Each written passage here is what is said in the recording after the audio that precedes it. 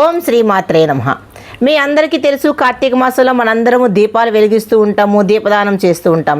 అలాగే మనం దీపాన్ని వెలిగించినప్పుడు, అంటే మనం పిండి దీపాలని, గోధుమ పిండి దీపాలని, అన్ని దీపాలు వెలిగిస్తాం కదా.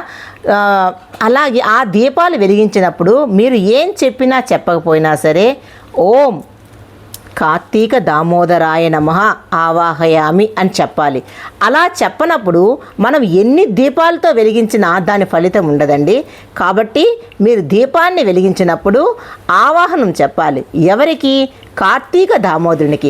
కార్తీక దామోదర ఆవాహయామి అని ఆవాహనం చెప్పిన తర్వాత మాత్రమే దీపాన్ని మీరు వెలిగించాలి. అలాగే దీపం వెలిగించినప్పుడు దీపం కరోతి కరిష్యామి అని శ్లోకం మీ అందరికీ తెలుసు కదా. ఆ శ్లోకాన్ని మాత్రం మీరు పాడడం మర్చిపోకండి. ఓకే, సబ్స్క్రైబ్ చేయండి, సపోర్ట్ చేయండి, షేర్ చేయండి.